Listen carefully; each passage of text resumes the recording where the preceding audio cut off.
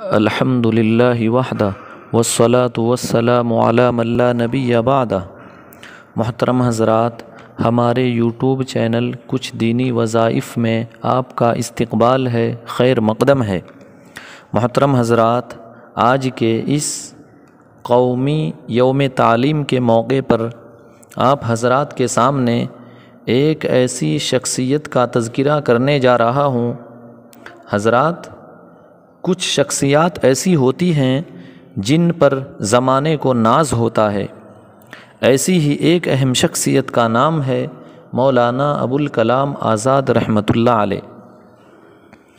مولانا ابوالکلام آزاد رحمۃ اللہ علیہ کا اصل نام غلام محی الدین احمد تھا۔ وہ اپنے نام کے ساتھ غلام کو برداشت نہیں کر سکے، اس لیے انہوں نے اپنا نام آزاد رکھ لیا اور وہ مولانا ابوالکلام آزاد کے نام سے مشہور ہو۔ ان کے والد مولانا خیر الدین ایک مشہور عالم تھے۔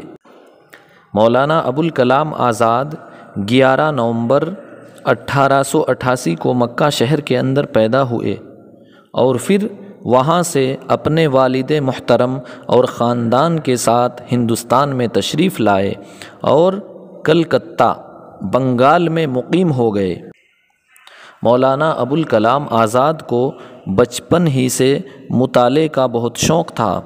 مولانا ابوالکلام آزاد نظم اور نثر دونوں میں اپنا ایک الگ مقام رکھتے تھے۔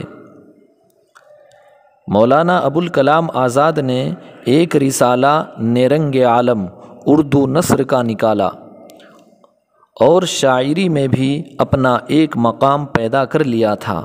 انہوں نے 1912 میں الہلال کے نام سے اردو اخبار شائع کرنا شروع کر دیا۔ یہ اخبار ہندوستان اور دوسرے ملکوں میں بہت جلد مشہور ہوا۔ مولانا ابوالکلام آزاد صحافی، مصنف، عالم، شاعر اور فلسفی بھی تھے۔ 20 سال کی عمر میں اخبار الہلال کے ایڈیٹر بنے اور بڑا نام پایا۔ اس کے بعد البلاغ جاری کیا۔ ہندوستان کی آزادی میں مولانا ابوالکلام آزاد کی خدمت ناقابل فراموش ہے۔ وہ آزادی کی تحریک کے مجاہد تھے۔ انہوں نے بہت پہلے محسوس کر لیا تھا کہ ہندوستان کے اندر نفرت کے بیج بو کر انگریز اپنی حکومت قائم کرنا چاہتا ہے۔ مولانا ابوالکلام آزاد نے ہندو مسلم اتحاد پر زور دیا۔ مولانا ابوالکلام آزاد سچے محب وطن تھے۔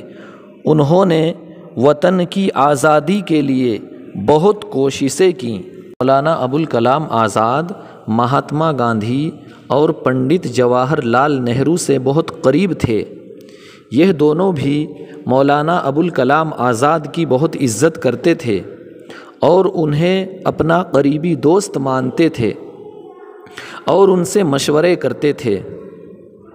مولانا ابوالکلام آزاد بڑی اچھی زبان لکھتے اور بولتے تھے اور بہت اچھی اور زوردار تقریر کرتے تھے۔ انگریز حکمران ان سے ڈرتے تھے۔ جنگ آزادی کے دوران مولانا ابوالکلام آزاد نے جو تقریر کی وہ بہت اہم ہے۔ مولانا ابوالکلام آزاد ہندوستان کی آزادی کے بعد وہ پہلے وزیر تعلیم بنے۔ خطابت اور قلم کے وہ بادشاہ تھے، واقعی ہی وہ ابوالکلام تھے۔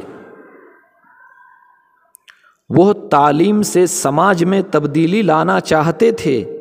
انسانی شعور کی ترقی کے لیے تعلیم کو لازمی سمجھتے تھے۔ عورتوں کی تعلیم کے حامی تھے۔ انہوں نے ہندو مسلم اتحاد کے لیے کام کیا اور ہندوستان میں اردو زبان کو اس کا جائز مقام دلانے کے لیے زندگی بھر کوشش کی۔ بالآخر 22 فروری 1958 کو اس دنیا سے رحلت فرما گئے۔ ہمارا ملک ہندوستان ایک تعلیم رہنما اور ہمدرد قوم و ملت سے ہمیشہ کے لیے محروم ہو گیا۔ سال 1992 میں مولانا ابوالکلام آزاد کو ہندوستان کے سب سے بڑے اعزاز بھارت رتن سے نوازا گیا۔ مولانا ابوالکلام آزاد بہت ہی اچھے انسان تھے۔